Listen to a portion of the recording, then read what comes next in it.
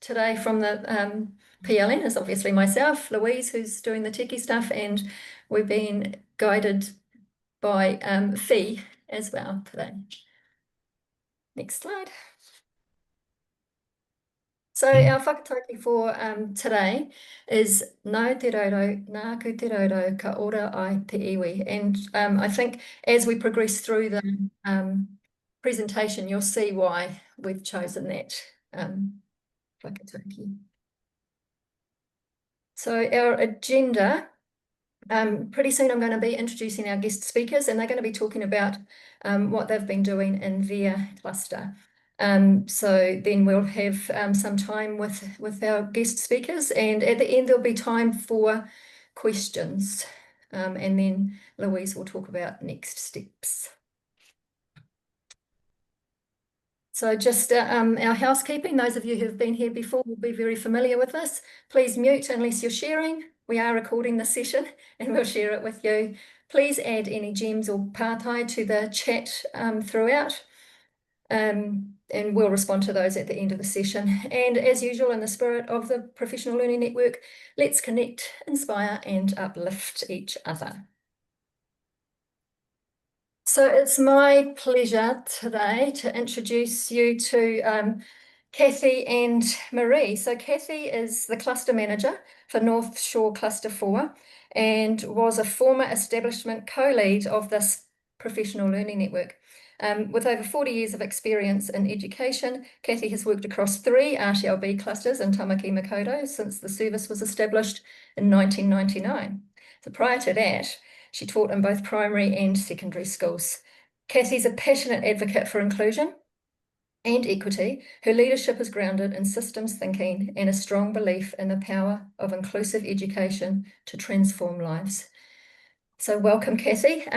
Next to Cathy, we have Maree. Maree is in Cluster 4.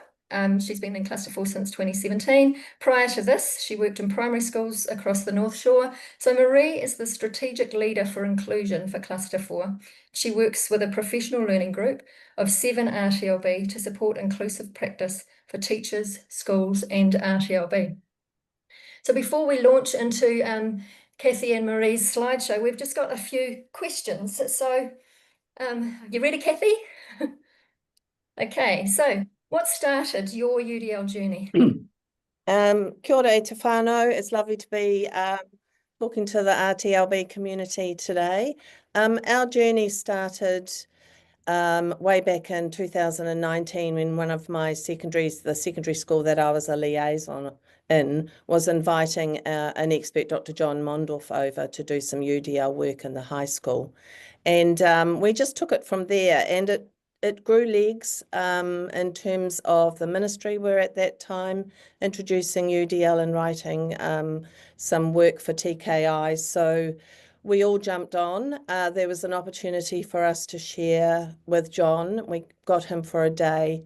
We had him for a day with our Senkos on the North Shore. And then we also organised a day in Ellerslie for people. I think some of the RTLB might remember coming up for that. And then we had this wonderful, thank you to the ministry, helped fund John to share with a group of RTLB in Wellington. So we started this story a long way back, and it started with that little flame, and I think people prior to that had been doing UDL as well. So that was the beginning of our journey anyway. Nice. And I was one of those RTLB that attended John Mondorf's session in Wellington. It was brilliant. So why is UDL important to you as an RTLB? I guess UDL is an inclusive framework that works. And I think for a long time, RTLB have been searching for really good, simplistic way of guiding teachers' practice into inclusion. And of course, inclusion is our key guiding principle in our practice. Absolutely.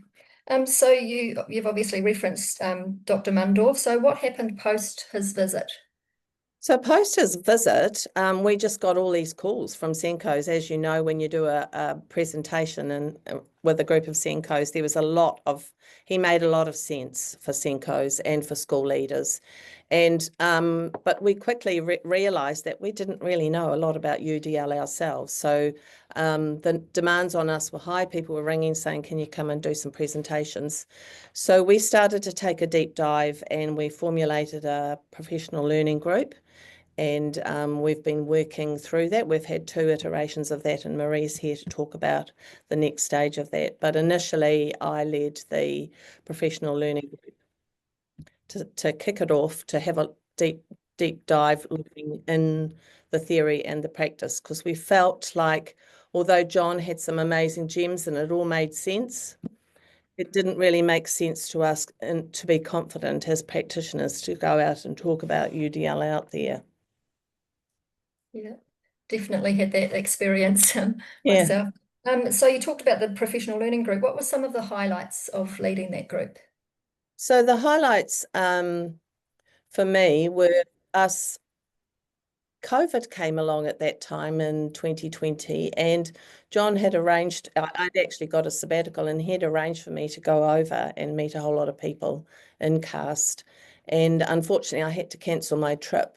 But that gave us, as a professional learning group, some time, some breathing time to start to do a deep dive into UDL ourselves. And the more we dove in, as people will realise, the more you realise that you don't know. So for the next few years, we did a really good inward looking around what it meant as RTLB practitioners and how we could actually make it practical, sustainable, and easy for teachers to understand. Yeah. Well, thank you for that insight, Cathy. It definitely helps as we head into your slideshow now. Thank you. Great. So I'm just going to show you a few bits and pieces that we did in the PLG. But I think the most of this talk is going to be Maree, because as you know, the landscape in education is changing so rapidly at the moment. And when I look back at what we were doing in 2020 to 2022 even, it's changed. Like the checkpoints have changed, lots have changed. So I'm just going to give you a few snapshots of things that I believed really worked for our community of practice or our professional learning group. And whilst they have moved forward, and Maree's got more up-to-date ideas around these, but these are just some rough concepts that I found really worked for us. Next slide. So we're just going to look at the matrix. Do you want to flip to the next slide?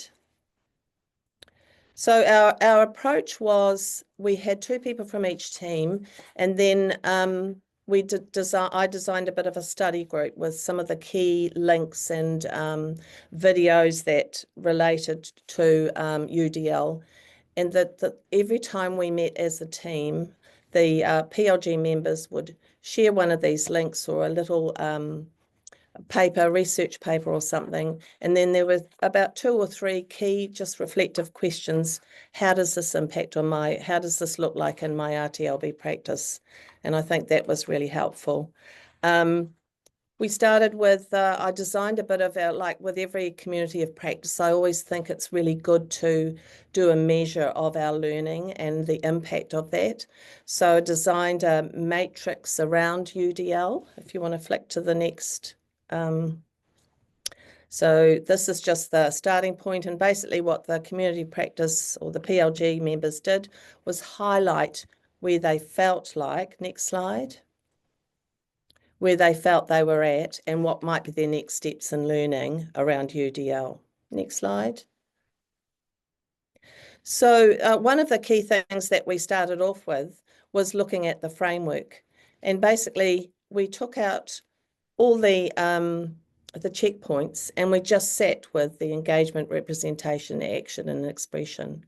And for many of us, we used it in multiple ways. We used it as a blank form just to record what we could see in the classroom.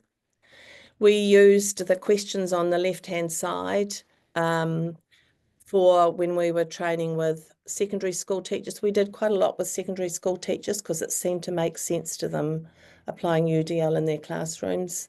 So we did some group planning with maths faculties and English faculties, and just brainstorming how they get, if they chose a unit of work, how they get to keep students interested, how they get information into students' heads, and how do they show what they've learned. So trying to simplify the framework into a practical kind of tool. We also would sit alongside with a teacher, with the three principals, and say, so what are the things that you're already doing that engage students in your classroom?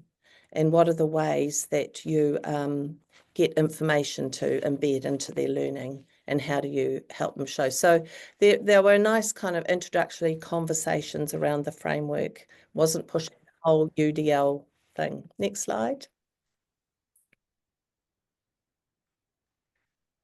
So this is just a little bit of the guide, a little bit of a snapshot, and I'm happy to share this, but I'm a little bit worried that it's out of date now because the landscape has changed so much. But as you can see, I embedded a lot of key kind of resources and things from Katie Novak, from Chrissy Butler, and there was some discussion questions. I made one for the RTLBs, and I also made one for teacher groups who were starting to form professional learning groups themselves within schools, and some of us helped facilitate those groups. And these were good starting points in terms of introducing UDL and just little bits and pieces each time we met. Next slide. The book club model, I would highly recommend if you're doing a professional learning group. We started with the University Design Leadership with Katie Novak. And what we did was we read a chapter before we met. And then at the beginning of each meeting we had as a professional learning group, we just discussed that chapter, the key points, and how that impacted on our work. And that kind of provided us a good way of rushing into our meeting from all our casework and getting really focused into what we were there for. The one that we moved on to after that was what really works with Universal Design for Learning, the blue one. And that's got lots of little chapters on how you can apply UDL to a science classroom or to maths or whatever. So we did lots of deep dives into that as we developed our themes around our meetings. And the other one that I absolutely loved was your UDL journey. And that's with Elizabeth Burquest. And I was able to speak with her. John hooked me up with a meeting with her and talked about her journey with UDL. And she's an amazing, dynamic person. And I would highly recommend that one because the journey in that, I think we've based a lot of the Aotearoa, RTLB, PLN stuff on. If you have a look on their website, it's based on part of her journey. Next slide. Looking at the checkpoints, they've all changed. So as I say, some of my resources and things are a little bit out of date, but change is happening quite rapidly in all the spaces. But I really love the new checkpoints, and Maree's going to talk a little bit about them going forward. Next slide. So in the checkpoints, what we did was we went through each of them and we said, what does this checkpoint mean? And what does it look like in a New Zealand classroom? So each member of the PLG took a checkpoint and they made a little slide. This is an example of a slide. These are the old checkpoints, just saying. And they talked about what it meant. And next slide. And then they said what it might look like in a New Zealand classroom. So we've got 3 sets of slides, which are out of date now because we've got new checkpoints, where each member did a deep dive into one of these principles and talked about what it looked like. So if you were going into a classroom and you'd identified that a student or a teacher might want to work deeper on recruiting interest, you can use this slide as some examples and some resources. So it became a really kind of deep resource. But again, as I say, it's a little bit out of date now. So probably time to do a deep dive in the new checkpoints. Can you flick to the next slide? This is another example of what some of the members did in terms of creating slides around some of the checkpoints. Next slide. What it might look like in a New Zealand classroom. And a lot of these checkpoints had little wee buttons where you could push where they would talk and things like that. So the team were incredibly creative with this, just showing them off. So what have we learned so far is that it's difficult to support schools unless you know the theory and the practice of UDL. And unless you felt confident and when you had your eyes all over it, you couldn't really start. We found we started to flounder. We don't necessarily today in this climate, we don't use the word UDL. We use the inclusive framework. We're talking about inclusive frameworks, not the word UDL, but we use all the principles that underline it. What schools say and what they mean can be different, and you'll all know what I'm talking about there. So we often had schools saying, yes, we want to do UDL. We did a big systems rollout and we sold it to the leadership team, and then we had this 3-year plan, and then just things get in the way. And that first year we were really doing lots of great work with the leadership team. Then the key DP who was driving the UDL actually got a principal's job. So you know how movable that is in schools and how you start to get really excited. And so we're not thinking big picture anymore, and Maree will elaborate on this a bit more. We're thinking around what's doable and achievable within a classroom right now. We also acknowledge that many RTLB and teachers are already doing UDL, they just don't know it. And that it also, in our cluster, we have a common language about it. We know about learner variability. We know about choice and voice and all the inclusive language that comes with UDL, which has been really helpful. Next slide. So I'm going to hand over to Maree because this is more recent work, and I think this is where we should really shine a light on our next steps and where we're going. So I'm going to push it over here. Here's our next star of the show. Thank you very much, Cathy. Morena, everyone. Lovely to be with you this morning. Yes, I'm Maree. I am the strategic leader for inclusion for Cluster 4. So our strategic inclusion team started last year. There were just 3 of us. And then this year it's grown to 7. So part of what we've been doing this year is developing shared understandings around inclusion and UDL and building on the fantastic work of Cathy over the years and the previous UDL team. So there are 4 other PLGs. We have a behaviour, a maths, a structured literacy, and a Māori strategic team. Our Inclusion PLG, we each take an area of the strategic plan and we set some goals around that. So we have 2 goals as an Inclusion PLG. One is about working with schools and teachers to upskill them in inclusive practice, and the other one is supporting RTLB inclusive practice. Next slide, please. So we're very fortunate that actually we've had very little staff turnover in the last couple of years. So we are mostly going forward with those really good understandings that Cathy and the previous team built. So that those UDL are what guide our casework, and it's a lens through which we look at all of our casework. As Cathy said, we're listening carefully to schools at the moment and understanding what's on top for them and all the pressures that they have at the moment.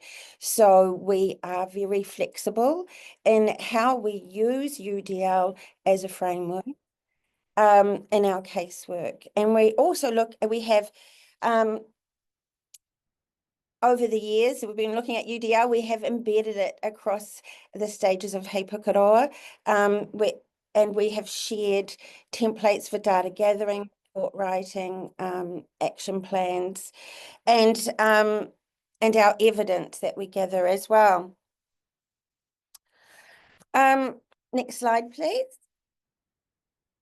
So we have use UDL, as Cathy said, in school systems approaches. We've shared it at SENCO days. We've worked with schools in teacher-only days, and they have planned units using UDL approaches, and we've worked, at a syndicate level, at teacher capacity level, and then with groups and individual students. So in cluster 4, when we have in our action plan for an individual student, we always have a teacher capacity goal. So we usually have a goal around learning or behaviour, and then a teacher capacity goal as well. So that might involve understandings around inclusive frameworks, inclusive strategies. So we're looking at simple, practical tools, as Cathy said, sustainable, simple, practical, achievable ways that teachers can support inclusion in their classrooms. Thank you. And so, as Cathy mentioned, yes, we have the principles in our heads, and we're always, when we walk into classrooms, we're thinking about what's happening, what's working well around those principles, what's working well around engaging students, representation, action and expression, and where can we see some scope to do some more work. But we also have those little mantras in our head that we that guide our practice as well, such as necessary for some, beneficial for all, firm goals, flexible means, no such thing as average, and thinking about those jagged learner profiles. So that's a concept I talk to teachers about all the time, about, yes, they may have difficulties, but they have strengths as well. And how can we tap into those to support their learning? And I think that thinking about the 3 principles really supports our ecological approach. The other thing we're looking at is shifting thinking from the barriers are within the student to the barriers are within the environment. Thank you. Yeah, so that's one of our key messages when we're working with schools and teachers. One of the first things we need to do is look at developing inclusive mindsets so that we all have the same understandings. And often we're trying to shift from deficit thinking into an inclusive mindset. So that's where we will start. And that's just a little snapshot from the inclusive design modules. So we're doing a bit of a deep dive. We did some work with the school around those last year, but we've got quite a new PLG this year. So we are starting a bit of a deep dive into those inclusive design modules now. Thank you. So this is just getting into the nitty-gritty of casework now. And as I said, we have, over the years, we've developed many templates that around UDL that support our casework, and we've all shared those. And this is one that was developed by one of my colleagues, and it's just one that I use often, that I'll often do my initial observation using this UDL template, just going in and, as I said, seeing what's working well already across the 3 principles, and then starting to make some notes to myself about where we might be able to support the teacher. So it's a strength-based observation. It's a treasure hunt, and it's a lovely positive way to look at what's working well. Thank you. If you could share the next slide. This is another template that we use in our casework. This is around student voice. So again, this is adapted from some work that another colleague did. So you can see, and it's actually using the old principles. We do need to go through and start updating things using the new principles.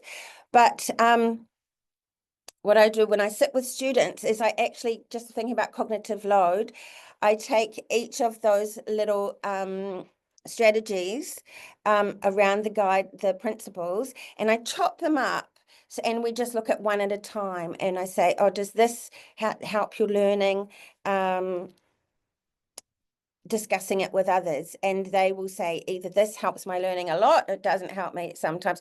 Often when you pick up things like graphic organizers, for example, they haven't used them, or looking at examples, they're not sure what you mean. So sometimes if you explain it, they say they can understand it, but often teachers aren't using graphic organizers. So that's a mental note there. And that has been really powerful way of gathering student voice. And often I will use that. So we stick those on one at a time. And when we look at that and I show it to the teacher in a feedback meeting, you could just about usually plan your intervention from it, because the students have just such a fantastic knowledge of what supports their learning and what doesn't. Next slide, please. This is, again, is another template that's been developed in collaboration with one of my colleagues. So that's not the whole template, that's just a little snapshot of it. But this, sometimes I might use this in data gathering, but often I'll use this once I get to the intervention stage and we've got those shared understandings around inclusive practice, around learner variability. We've already had those discussions, and this is another way of giving teachers agency around the intervention. So they might go through this and just tick what they're already doing, and then select a couple of things that they want to work on, what they might be able to work on independently, and what they might need RTLB support to work on. Thank you very much. And then once we've gathered that data, of course, we're putting that into our data summary report. And I've just taken a little snapshot there of what that might look like when we're feeding back to teachers.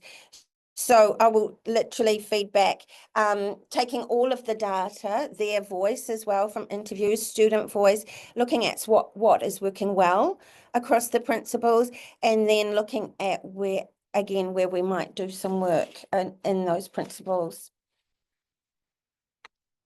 Thank you. And then that's just a snapshot of an action plan where we incorporated some UDL approaches.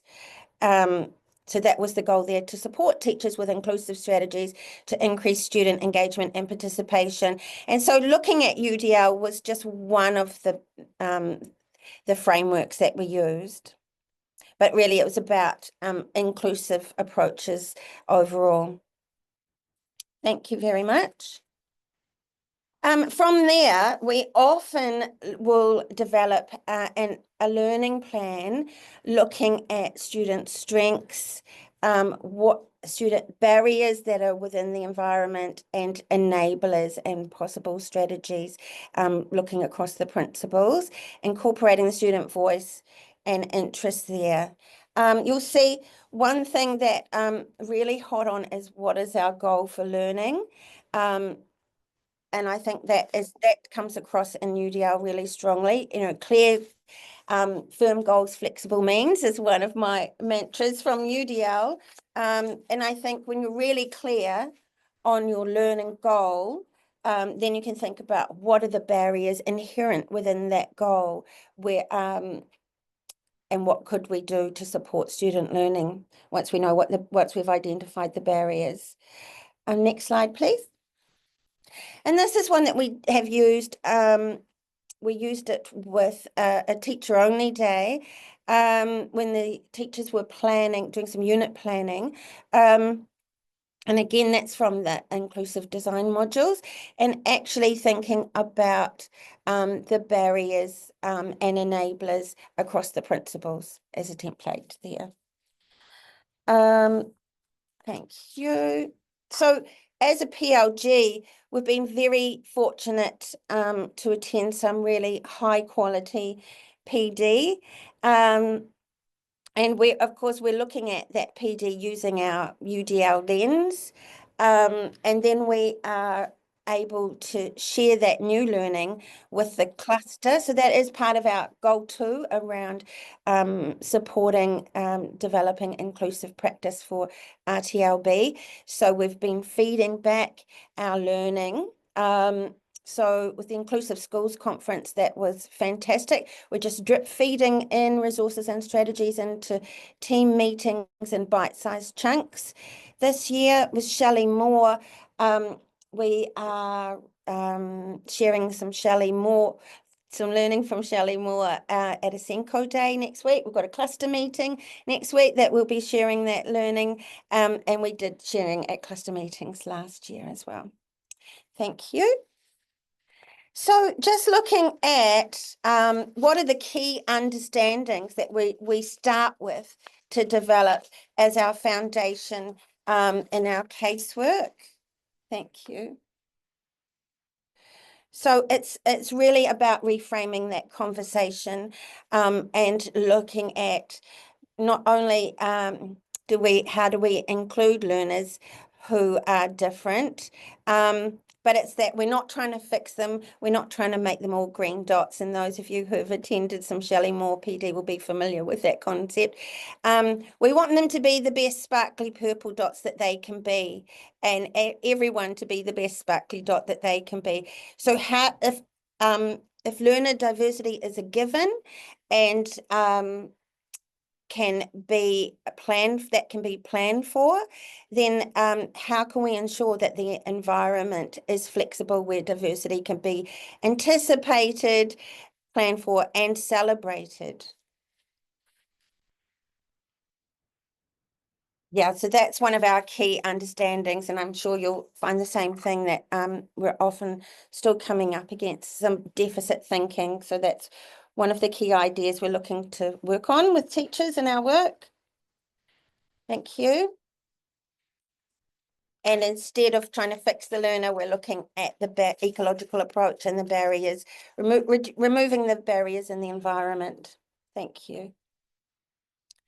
I love this quote. We're looking at the inclusion garden. When a flower doesn't bloom, you fix the environment in which it grows and not the flower. And this is a lovely analogy that Shelley has shared around looking at the garden. What do all plants need? Sunlight, water, and soil. And then and in the same way, all learners learn through engagement, representation, and action and expression. And that's your universal. All learners need those 3 things. Thank you.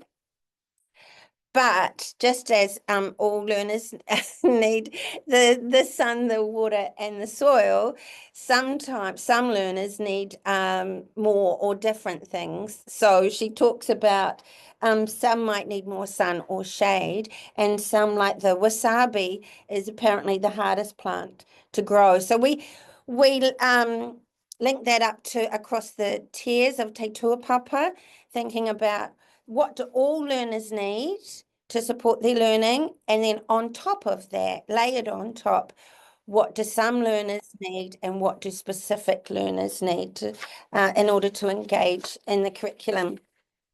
Thank you. Yes, and that's just a diagram that supporting that. That they need the sun, the soil, and the dirt. Everybody needs that, but they might need tier 3 support on top of that, tailored support. Thank you. So then thinking about, well, how do we do that? And that's always the question that teachers ask, isn't it? How do we do that? And that can be tricky sometimes when we're to implement. And so we're supporting teachers with that. How do you teach it to all? And then make it a choice for some. And with limited resources, that can sometimes be tricky. For example, using fidgets and introducing them using a universal approach, and then making them a choice. It might be you don't have enough fidgets to introduce it universally as a whole class, but could you introduce it to a group at a time so everybody gets a chance to have a go? And then eventually only those learners who really need it will be using it. Thank you. And I'm just going to share a story for one of my colleagues. I think she's in this Zoom now. Was talking about how she'd seen that in action, where there was a learner who the teacher wanted support to engage them in tidying up in the classroom. So they had a checklist on the board they developed around what needed to be done at tidy up time. And the teacher said, oh, so many of the learners in the class are using it. So that's a tool that's developed for a specific learner that's used universally. Okay, thank you. Oh, yes. And I love this way of thinking that inclusive design is baked in from the outset. And I think Katie Novak talked about that last year, that when you just adding accommodations on top, that's not inclusive design. And it's the same with a blueberry muffin. It's not a blueberry muffin if you just take a plain muffin and stick a blueberry on top. That's not a blueberry muffin. That whole experience of a blueberry muffin is the biting into the sweet, gooey blueberries. And it's the same with inclusive design. When you're planning for learner variability, you need to plan for it at the outset. So that's your tier 1 universal, and then thinking about what extra support do learners need on top of that. Thank you. So that is thinking about inclusive curriculum design is the roadmap, we think, to teacher sanity, rather than planning for differentiation and maybe having half a dozen learners that you're trying to adapt the curriculum for. Instead, starting with planning for variability from the outset. That's where we're doing a lot of work at the moment. And as I said before, around firm goals, flexible means, often find when I'm talking to teachers, when I say, what is your learning goal? That they need support to be thinking about learning goals coming from the curriculum. The goal is, as Shelley said with some of her PD, when she asked the teacher, what's your learning goal? And they said, oh, we're learning about Napoleon. So Napoleon is not the learning goal. And I know there's just a couple of examples of when I've asked the teacher, what's your learning goal? Oh, it's to make a card. And well, where is that sit in the curriculum? Because once you have your clear goal from the curriculum, then you can think about what might be the barriers inherent in that goal. And also thinking about what is your verb in your learning goal. Next slide, please. Oh, just flip back again. Please. Thank you. Yeah, just there. So I was working with a teacher last week and I said, what's your goal? She said to write a plan for a single paragraph outline. And I said, I think the verb is not right. The verb is to plan. So your goal is around planning for writing. The plan does not have to be written. The plan could be told orally. It could be drawn. I don't know how they could possibly show it in a kinesthetic way, but it doesn't have to be written at this stage. That's not the goal. And very seldom is the verb around writing.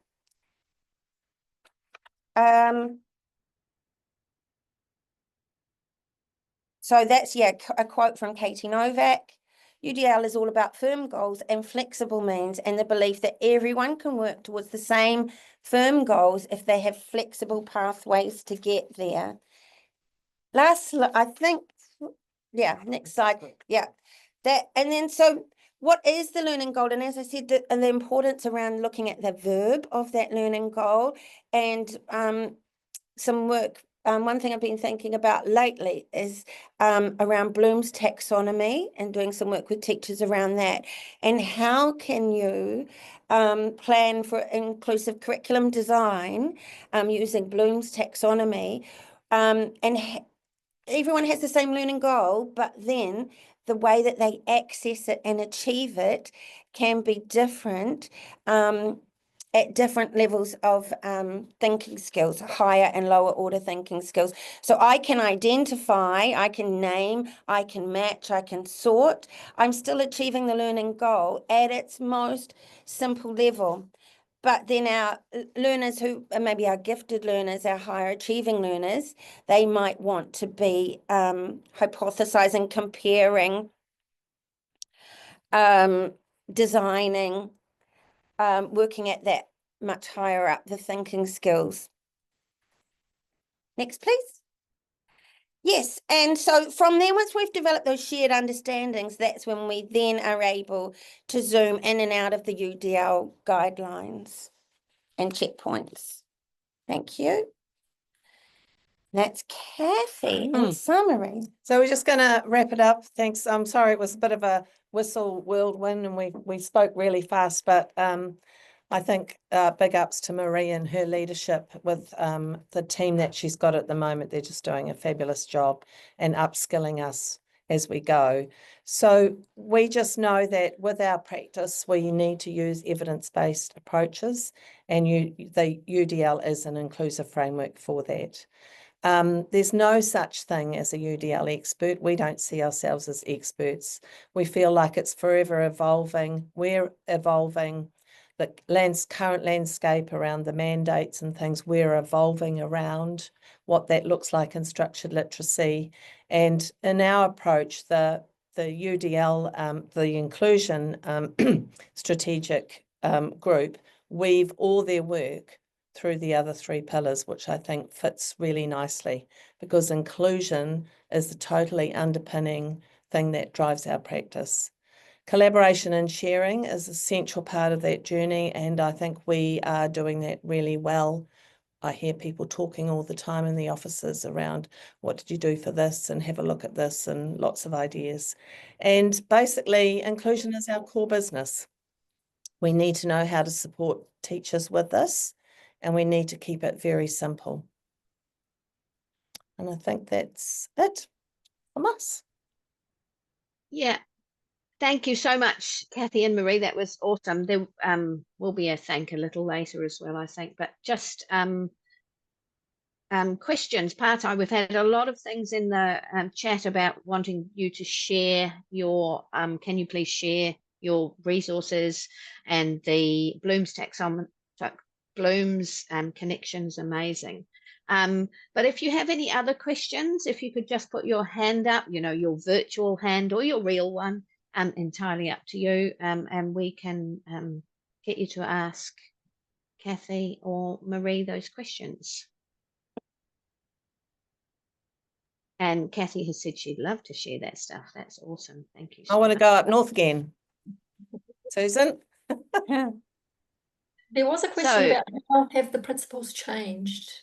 Yeah, there was right at the very beginning. Yeah, well, they've done a huge amount of research and gathered a whole lot of voice, and it took several years to develop the principles, to redevelop version 3 of the principles. And they do have some great little videos that are not long on the CAST website that explain the changes.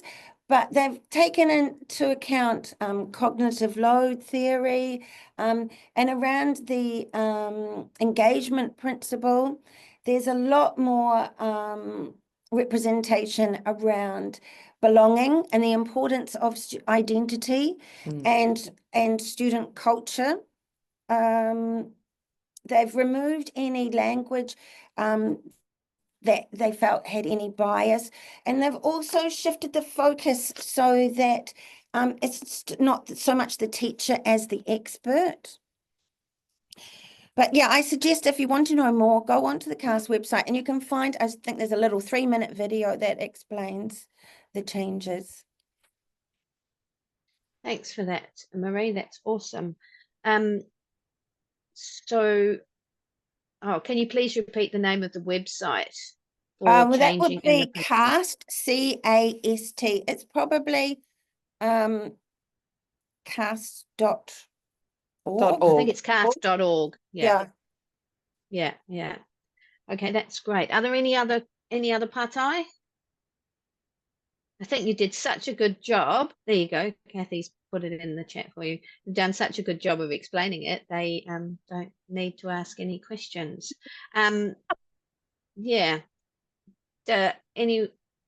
Moving on then, we will, looks like we're going to finish on time for once, which will be really good. So we will move on and complete the rest of the PowerPoint. Okay, there's the Patai one. Right, what's next? So connect, join the UDL group. There's a link there for you. Start conversation and encourage other RTLB to join the group. Now there is a website and also a Facebook page. That's the website one there. Inspire, add inspirational quotes or other materials to the discussion on the website. Please add to the Facebook page. Remember to share anything you find inspiring, as I'm sure this will inspire other people. Uplift, read the latest blog about Shelley Moore. There's the link there, and share far and wide. There are also lots of really awesome other blogs on the website. Please go take a look. And the date to remember is week 4 next term, 6th of August, 8:30. Guest speaker is Madeleine Wilcox from Neurodiversity in Education Project, which is also another next group. And there's a link there to that website. Thank you. Next. So there are some QR codes that will take you straight to it if that's what you are into. And there's a list of things. Select Public UDL and join the group. These slides are going to be shared. The video recording will be shared also for you, so you'll be able to access them. Next page. So just before we finish with karakia, I'd just like to say a huge thank you to Cathy and Maree for joining us today and sharing what looks like a massive amount of mahi. I guess the reward is going to be that you get a road trip to clusters 1 and 2. Thanks, guys. Me inoi tātou. Kia tau te manaakitanga, i runga i tēnā o tātou. Kia piki te ora, kia piki te maramatanga, kia hoki pai atu, kia hoki pai mai, tūturu whakamaua, kia tīnā, haumie, hui, tāiki. See you in week 4 of term 3. Thank you. Thank you.